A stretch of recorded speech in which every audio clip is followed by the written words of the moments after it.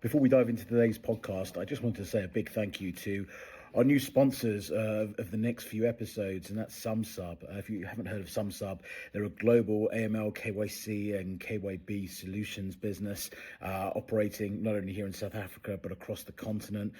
Great business, great group of people. Got to know them really well over the last few months, and a big thank you to the entire team for sponsoring Talking Success and the next few episodes. So if you are looking for any compliance solutions around AML, KYC, KYB, give the guys at SumSub a shout. You'll be in safe hands. So thank you very much and enjoy the show. Hey everyone, welcome back to Talking Success. We are tackling the world of lending today, different type of lending. We've obviously covered microfinance, we've covered some sort of payday loans, we've covered employer wage access with Brian and Dion over at Pay Me Now. And now I'm joined by Mike Adamson. From Ishandi. Now, you may not have heard of Ishandi, and there's a reason why, and I'm not going to do any spoilers. I'll let Mike sort of tell the story, but we do know Mike pretty well. Bit of a plug here for TITC. We did actually place Mike in his current role as CEO of South Africa for Ishandi, so a bit of a plug there. I'm allowed to do that. It's my show. But Mike, listen, thanks so much for joining. I know we met a couple of times. We met at Seamless a few weeks ago, and it looked like you guys were having fun, and you had lots of people standing around you and wanting your attention. So either you're just a very charismatic guy, or clearly you've got a product that people really like. So give us an overview. Tell us a bit about you. Tell us a bit about Ishandi and obviously what it was and sort of the rebrand and the reason for the rebrand. And then I can just dive into some questions for you, really. Thank you so much for that. And I don't actually like sharing our secrets, but you know what? It's actually in the blue shoes. We realized that I was chatting to my colleague Michelle as well, and everywhere we go, they're like, keep doing the blue shoes, so it's that, and then they ask, are we celebrities? So okay, that's the secret. So yeah, but anyway, but thank you for that, Darren, and thank you so much for having me on your podcast. It's really a pleasure to be here, and and for placing me in my role. I really appreciate it. So to give you a bit of background, so Ishandi actually started off as Premier Credit in Zambia. 2019, also just doing the typical lending thing, started off small, to the fear, and her husband started the business, and it actually just gained so much traction. It just blew up, and obviously it showed that there was such a big opportunity in Zambia for this product. So they grew into, we started doing micro lending, SME lending, it's helping some businesses, women-owned businesses. Guys typically would struggle, to get capital, and that did well for quite a few years. And now the expansion plan kind of got implemented since last year, and that's where SA came in. So we said, right, let's get into other markets, from an investment perspective as well, spread the risk, open up some markets, don't put all the eggs in the same nest. So we had Zimbabwe, did some collateral lending there, also, evolved into payment loans, etc., payday loans, Kenya, and then obviously South Africa is where I came in. So in South Africa, we started from scratch last year. Entered the market. We also have this, from group level, we don't copy and paste, because a lot of people, when they enter Africa, they think, oh, we're going into the continent, let's do this. But each country is its own, right? Country, isn't it? Exactly that. Right? So it's like, oh, yeah, Africa. Okay, we're in Africa. No, Africa. Anyway. So, at the bottom, we're the Europe of Africa, right? Absolutely, yeah. Anyway, so we said, right, we obviously the group vision, we are in the Challenger Bank, we're doing financial services throughout Africa, but in South Africa, we said, right, we are quite overbanked in a way. So we're not really entering the market as this bank, even though we have the functionality of the banks. But from a lending perspective as well, how many micro lenders are there? How many, of these guys are in South Africa, and people are kind of struggling to pay back the debts already? So is it somewhere you want to enter right now? So we said, what are the challenges in the lending space? If you don't mind me quickly just giving a background on what we're looking to do. But our product is, okay, yes, like we mentioned, Innovators Access, we have this because the point of what we do is to help this market. Now, everybody preaches unincluded market, right? So what is the main problem? Why are these people actually unincluded? Is it because it's too expensive? Is it because they don't have access to it? Is it because they don't, And we're saying, okay, but giving the same product to the same client base, but just charging them less or delivering it quicker isn't really like including anyone new, is it? So we're saying, okay, where's the market that's actually unincluded, but they're still a good client? So at the show after my talk, people are coming like, oh, so you take these guys on that are like bad risk, high risk. I'm like, no. I don't want the bad clients. I want the clients that are good clients that aren't meeting the normal check boxes of the big players. Because they might not have typical income that you see in a typical bank account with the statements, but they still pay the same bills differently, or they spend a certain amount of time, like something stupid like proof of address. Okay, I don't have a bill that I can submit. No, you can't prove my address. Okay, but we have location-based services. We're chatting about it now. How long do you spend in this point? Do you sleep there every day? Okay, cool. I'll prove the address. I think some of the banks are starting to do that now. Anyway, so we're saying, okay, so we can call it alternative lending. And you're saying, right, let's help these guys get into the lending market, okay? Because even guys that are earning like 15,000 Rand a month, they're young, 26, they're not getting access to credit cards and overdrafts, and they're seen as high-risk clients. So then if you get that loan, they make it impossible to pay it back. So it's like, okay, cool, you're high risk, you can't afford this, let me make it even more difficult for you to afford it. Okay, it's for me, that logic doesn't kind of make sense. So we're saying, right, we're going to introduce this to this lower, not the lowest of the low LSM, but like sort of like 3 to 5, maybe the lowest 3, at least have phones, etc. But let's prove, like say for example, in a loan you have a box to tick pay slip, or like I said, location. We still meet the requirements, but we use alternative data to tick that box, okay? And we can actually give them small loans, like we're doing in Zambia. We start off with, let's say, 250, 350, right? Give them a chance to pay this back and actually introduce them into the lending market. And we're not entering it just saying we're doing loans, okay? We might say, right, you had this emergency, okay? You've paid that emergency, but now you can't eat. So you could actually get that loan specifically for groceries. It's kind of a mindset thing, right? So make him think of how he can use it. Because let's face it, if you say a guy, okay, you have access to 1,000 Rand, but you actually need 500 Rand, what's he going to do? He's going to take the 1,000 Rand, right? Because they don't, like that market isn't just upgrading their car or buying a new house. It's like they buy experiences as well, Like they couldn't buy this chocolate for their son, but now you've given them access to funds, now they can. So you're kind of giving them, the ability to afford this, but also making sure that they can pay it back, because they're going to loan sharks, right? And then, Mike, how do you do that? So if using your example, right? So someone said, actually, I need funds for groceries. Are you dispersing cash, or are you dispersing vouchers? Both. So, for example, so some of it's partner based, right? So if you partner with a retailer, so loyalty program for us adds a lot of value, because, for example, if you're using this loyalty card regularly, we're getting an idea of your spend. So even if you're using cash, right, it's not a bank statement. So that's an alternative way of sending me your bank statement. Now you can actually send me your spend history of your I don't know if I should mention other brands, but for example, Smart Shopper, okay, is an obvious one, right? You're swiping your Smart Shopper for all these discounts. You're sitting on all this data.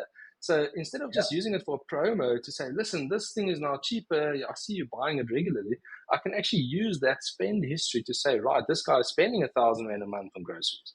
Okay, for me, that's, it's very, very usable data. And we can, on our platform, so we have this AI machine learning platform that obviously builds this profile. So we don't call it scorecard, because a typical credit score, you just have the scorecard of your financial situation, where we say we're building a digital profile of you. Okay, so we have all this data that we bring together to say, not only can you afford it, but are you a good person or a good payer? Okay, so that's where we bring this alternative data in. Because you can't just say because a guy is not living in a fancy house that he's not a good payer. He's going to. Why would the loan shark business be doing so well if people weren't paying it back? Yes, okay, they kind of force you to pay it, but still you're able to pay it, right? And that's like 50% interest. It's ridiculous.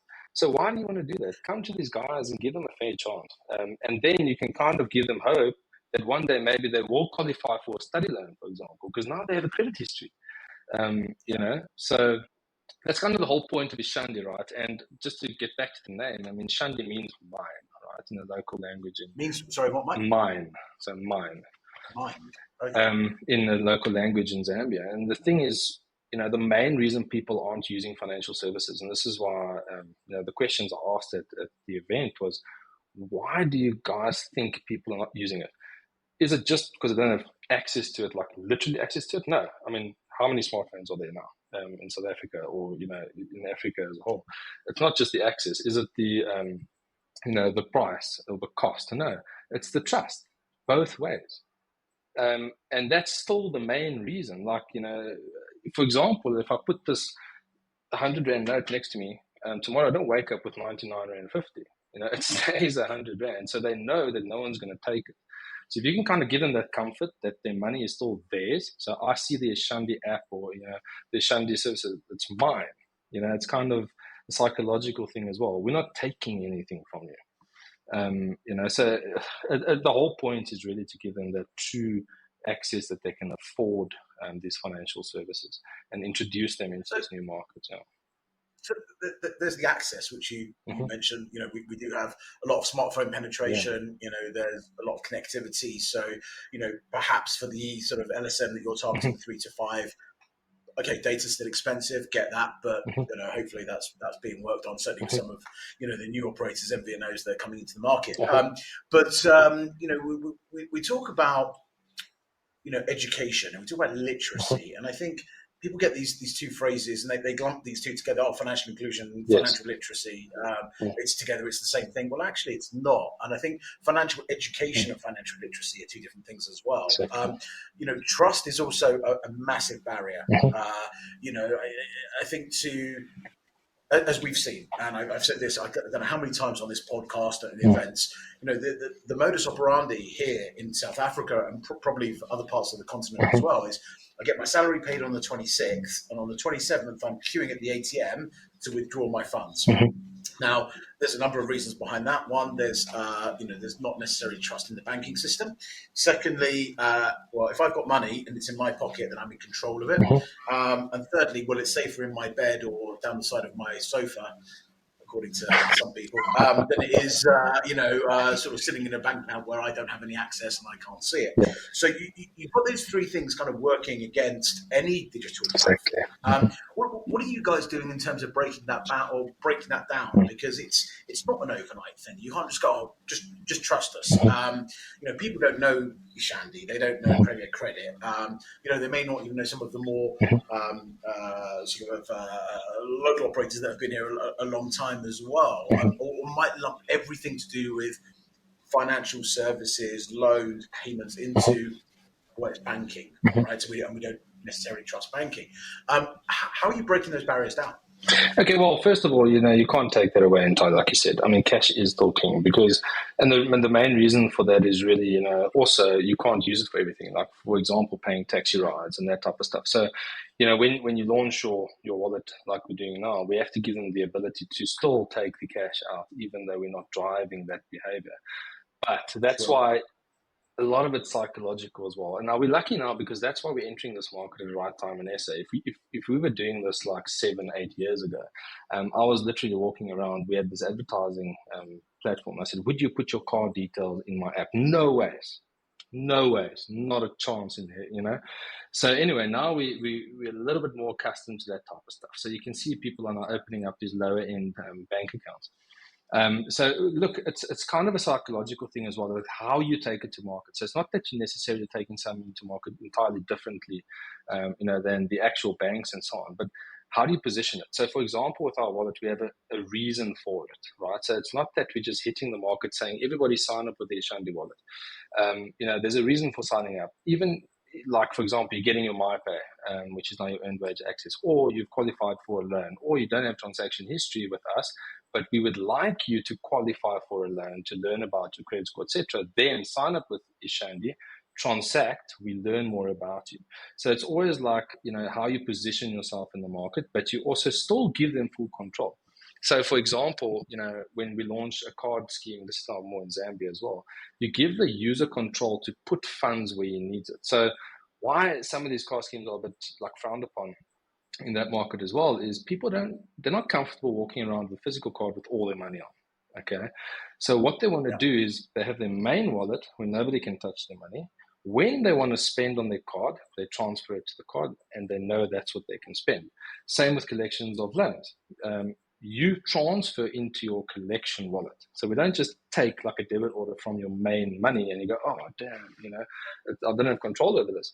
You decide what you can afford, even though there's funds, you transfer it to the wallet and then we take it. So it's all about giving them that control still. Look, it's going to take a lot more time for them to completely trust the digital space for that reason of someone can take this money, without me giving permission. And that's why we kind of focus on not doing that. Give them comfort, give them control, open up the wallet. You can still take it out if you want to, but we encourage you not to. Reward them for behavior, etc.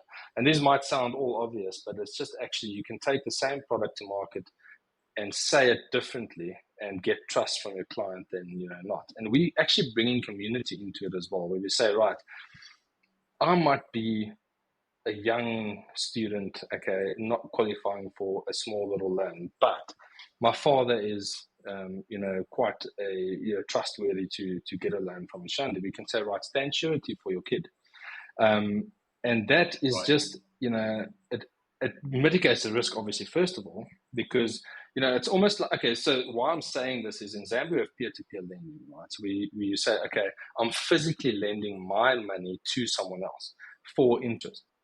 But in South Africa, we say, right, we're not physically, it's not you physically lending your money to someone, but you standing surety for that person to help them. So you're putting 1,000 Rand there, for example, which we can now say, right, we're lending to this person. If he defaults, you're happy to pay on his behalf. But it's still a physical loan for that person, which means he's now taken an actual loan from an NCR licensed entity, not a loan shark on the corner of the street, and he's paid it back, which means it's now logged on his actual credit history, introducing it. So, and once, that gains traction and so on, communities trust your platform, then you have a much better chance of actually, getting the rest of the world to trust it, or the rest of the country to trust it. So it's all going to be transparency is the big thing, be very transparent. Going back to your point a bit earlier on, it's kind of, it's about changing habit. Yes. As well. Yeah, mindset, of course, Ishandi mind, get it now. But it's also about, I think, helping consumers, understand the benefits of, taking a loan. I remember growing up as a kid in the UK, and the minute I turned 18, I remember my father going, "Don't you dare get a credit card! Like, don't you dare!" Anyway, I ignored him. I got a credit card, and I spent the next 4 years trying to pay it off. I had a great 3 months though, thanks to whoever gave me the credit card. It lost more than a long you did well. Absolutely. I think I lost it for a few weeks, but I think there is that sense of, okay, I'm getting a loan, so I'm getting into debt. Now, that's not a good thing in anyone's books, right? But how do I use a function or use a product like Ishandi, not to get into debt, but in order to build up a profile for myself? So when I do then, in the future, I may want to get a car, I may want to get a bond, I may want to, get a bigger loan for varsity or, my children, whatever it may be. I have that background, I have that sort of credit record of being able to go and do that. Because listen, I mean, I would imagine 99.9% of people, certainly on the continent, can't go out and go and buy a house outright. I mean, I know I can't. I wish I could. But, people are going to need bonds. They're going to need to leverage, alternative sources of finance in order to, provide for families and kids and what have you. So it's about habit forming. Yes. I think what I've seen a lot happen with some of the, the successful fintechs that are operating at the lowest LSM level is they're kind of breaking this down and, almost gamifying parts of this process. To say, actually, if you do X, you get Y. Yes. Then if you do A, you get B, and so on and so forth. And you kind of alluded to that a moment ago with rewards. Yes. How does that work within the Ishandi platform? Yeah, exactly like that. So it's behavior based, right? So you kind of reward them. So even if you're standing surety for someone, maybe you're not just doing it to help them, you also want to reward. So we do have that functionality.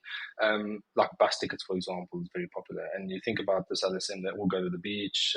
We all want to go there, over New Year's, etc. So that's like a very good reward to use. But if you just tell them something that's useless, then obviously you won't have traction. But also, for example, the way that you structure or once again, when it comes to mindset, you're not just giving them a loan. When it's a purpose-based loan, for example, for groceries, like we were chatting to one of the retailers, he said, okay, we don't just want to give these guys cash to go and spend, because like I said, if you get cash, you're going to spend it, but you might not need what you're spending it on. So what we want to do is target the market that need these loans, not want it like we do. Like we want a credit card, we want this car, but they actually need it. So you kind of structure them and say, okay, but you've paid for the emergency, you need a loan for your groceries. Okay. And that's what we can do with our vouchers as well. Scan to pay vouchers and those good things. You can actually redeem that anyway. So you're kind of giving them a purpose for the loan. And we were even chatting about it the other day in the workshop, something interesting that we would like to actually do in our next market research is to ask people, like, what would you do if we gave you, say, no, because we pre-score most of our clients, right, to the data that we have, and we say, okay, but you have qualified for this Checkers voucher, okay, and we put it into their wallet, and we say it's there for a rainy day. Are they actually just going to go and burn it, or do they actually keep it there as like a backup? Cool, this gives me some comfort, so next time I get an emergency, I can spend it. And from a business perspective, it makes sense, because giving them that voucher doesn't actually incur any capital or not investing anything until it's redeemed, right? So it's kind of a clever way to give them a loan without dispersing money. We can do it with airtime or anything. You give them the voucher, but until it's redeemed, nothing has actually happened from a transaction perspective. So just peace of mind, for them. Yeah. So, and maybe there's a next step to that, right? So we talk about sort of financial education and financial literacy around loans and why actually they can be beneficial as long as you are in the right mindset and you pay them off. But there's the other side, which is interest bearing. So okay, I've got money and I may not have to use that £100 this month, and I want to keep it in an account. And yes, it's safe and it's sitting there. But if I took it out of digital and I put it under my sofa, it's still going to be there. Exactly. Now the difference is if you can apply some yield to that, even if it's fractions of a percentage, but people can actually go, oh, hang on, my £100 just turned into £101. Like, how did that? Again, my stepdaughter, she's 9 years old. She's got a mum set her up a time bank account. And she's got a little cupcake business on the side. My 9-year-old, not my fiance. And she came to us a couple of weeks ago. She went, "Oh, there's something wrong with the bank."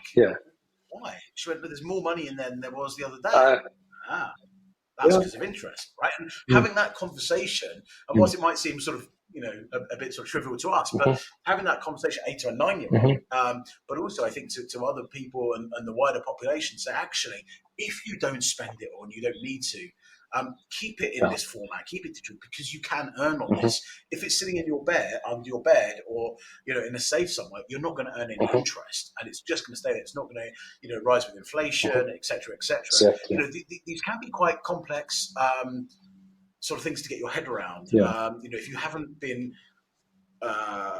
exposed to this kind of world of financial services and interest rates and what's compound interest and what's APR and all of these sorts of things, if you can give, I think, a consumer something back to say, yes, look, you can loan from us 100%, but you can also earn from us, and this is how you do that.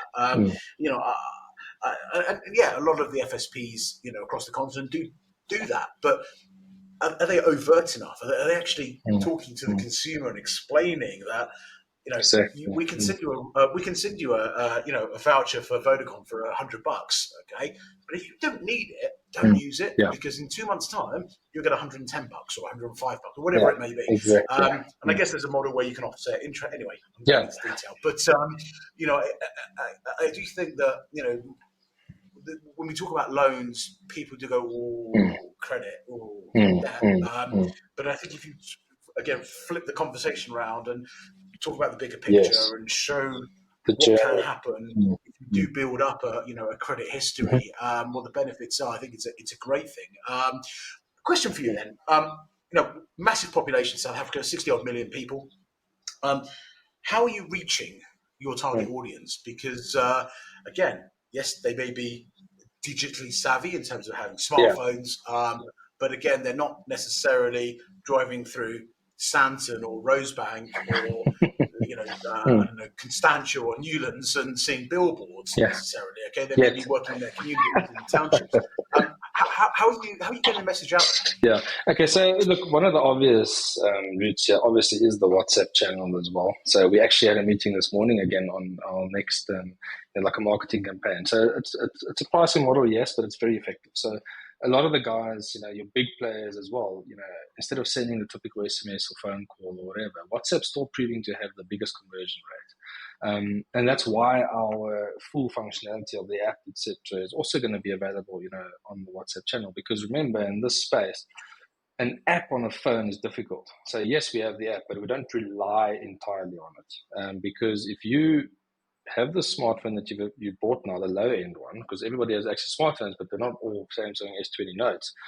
You have a limited amount of space. And if you're the top app on there, taking the most space, not only the most data, but the most space on the phone, you're going to be deleted first, and then your whole business is down the drain. But the chances that they're going to delete their main form of communication, WhatsApp, is tiny. And what we can do on WhatsApp now is amazing. Full KYC, transact, etc. You can do on there. So that's very effective. We even did our market research, like that as well, where you bang out an SMS and obviously reward them for the responses, etc. But that's very effective. But also, foot soldiers look in this market still very effective. We have our gazebo, we have our teardrop banners. You go and set up, you speak to your client in person, you sign them up, you get them going. It's very effective because you don't have to sign them all like that, but that's how you get word of mouth out. So that's also proving to be very effective. So look, people spend a lot of money on this, on marketing and so on, and you don't really get the churn rate or the reaction that you're hoping for. So that personal, like you said at the event, when people see you and you're creating this good energy, everybody tells us we have this good energy, and they want to know what we're doing, and we get actually requests for stuff that we don't do just because it looks like we do stuff in the right way or a different way, is how they say.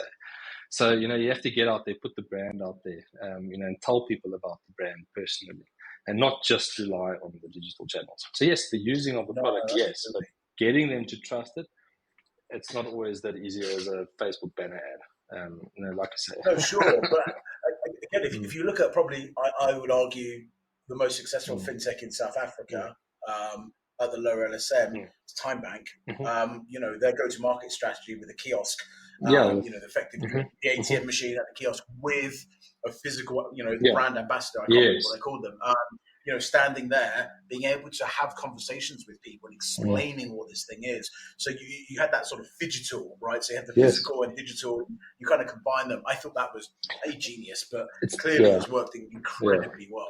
And I must say, like from a banking perspective as well, what I've found is because of the social grant, that's also why we're so banked in SA. So market research, chatting to some people, you see they all have these bank accounts, like Time Bank, for example, and all that's getting paid in there is the social grant, okay, but they're still working and accepting cash. So then I'm like, okay, but is that really banked? They're just getting the social grant in there. But that being said, it's just what it tells you is they haven't changed their behavior, like you were saying, to actually use it as a full-blown bank. Because if you now pay into that bank account, then they lose their social grant. And let's face it, every 350 Rand for those people is a lot of money. So they have creative ways of doing it. But I agree with you to that point, the physical presence. And you don't have to be everywhere. You just have to be in the right place to tell the right people, and then it will spread. I mean, in this market, word of mouth is powerful. So... And then, Mike, tell me in terms of, you mentioned right at the very beginning, it's not a cookie cutter approach, right? It's not take what we have in Zambia, take what we have in Zim and just pop it into South Africa and it's going to work. So you've obviously built or rebuilt some of the infrastructure, some of the service layers. Have you used partners to do that? Yes. Are you using KYC? Are you using sort of existing rails and sort of building layers on top of that? What's been the model? Yes, so you'll see, so Zambia, obviously the opportunities are different, like we said, the cards. I mean, here we're running around tapping our wearables already, in this market now. But there they're like, oh, we don't even have that yet. So recently, there's card accepting devices, cards, it's a big opportunity. So if we just took that and came here, we'd be like, okay, what are we doing differently? So what we did is, we have the same app basically, which we now rebuilt for here or just integrated into a different partner. So right now in South Africa, we just got approved by Nedbank as well. We've got our store value sitting with them. So we have a fully fledged backing there. And then we've got our own NCR license though. So we didn't just, partner there. Right. We decided to do that ourselves because it's one of our core business, obviously core businesses. So we're fully licensed there. But when it comes to the other tech, that we integrate, like I always use Bank Zero as an example as well, because you have to kind of get where the others are, but if you're going to be building it from scratch by the time we're live, it's irrelevant. So it's why reinvent the wheel? I mean, we're out there to support smaller other businesses as well. If we're all trying to build the same things, it just doesn't make sense. So, like for example, with them, FNB goes and builds their own accounting platform. Okay, yes, got all those glitches and stuff, but why? Now, Bank Zero goes and says, okay, Zero does this. This is their core business. Let's just integrate there. I mean, come on, it just makes sense. Use a POS provider. Don't go and get your own devices. If it's not going to be your core business, use a partner that kind of eats, lives, and breathes this. Obviously, it's going to be more reliable. Integrate and just offer the service. So that's what Ishandi is doing in South Africa. You'll see we have a lot of services, to kind of create this ecosystem. But our focus stays on this market disrupting product. And that's why we say, if we take something to market as well, we want to disrupt the market. We don't want to just, do what everybody else is doing, with, that mindset of actually helping them and not trying to just milk these people and make money from them. Obviously being a profitable business, but at the end of the day, kind of actually assisting them. So I've always believed in that model. It's quicker to market as well. So yes, your margins might be less, but your resource capacity is much less as well, because now you're benefiting from this company's full team instead of having your full development team building. So it's all, and you can pivot. So, it's a fast moving I'd say to that. Mm. The only thing I'd say to that is don't use F&B and Zero as an example, because it doesn't work. You're saying of our life trying to get Zero and F&B to talk to each other. But anyway, that's kind of a separate issue. But listen, I think you made some really valid points here, and I think that the offering for Ishandi in the domestic market here in South Africa, I think is fantastic. I think it will, certainly go. I believe a long way for financial inclusion, and I know people use that term. Dare I say, it's been bastardized to the death, in this part of the world. But there are true solutions and true products and services like what you guys are doing that really can change the lives of people. And I think for me, that's what financial inclusion is about. Mike, listen, thank you so much. We'll get you back on in a few months' time, maybe in the new year, and see how you guys are doing. But if people want some more information, where's the best place to go? Whether they're potential partners, on the B2B side for Ishandi, or even consumers who may be listening to this, where do we direct people? Okay, so we have a website, ishandi.com, and then on that website, we've split it into the countries. So that's our global website where you can read a bit about the story, but you'll see there's a global one, and there's Zambia, Kenya, as well as South Africa. You can click on those countries and you'll see the products specific for that market. And please reach out to us. I mean, we people's people. So, you won't be chatting to a bot now. You'll be chatting to us, and we'd love to take you guys for a coffee and tell you a bit about Ishandi. So I know I get I get very passionate, so they might have to book the day out, but yeah. That's right, Mike. Listen, I'm waiting for my invitation to come to Pretoria and have a braai with you. I'll show you how a braai is really done when you invite me to the house. Well, challenge accepted. I look forward to it. I won't order a steak because people tend to struggle with that one. Hey, separate conversation, one for another time. But listen, I would challenge you to a wiki off if you want. Oh, there we go. That confident. Listen, buddy, thanks so much. It's been an absolute pleasure having you on today. Thank you. Best of luck. And we look forward to having you back on in a few months' time. Thank you so much, Darren. And it's been a pleasure. I look forward to that. Thank you so much. Cheers, guys. Bye-bye. Likewise.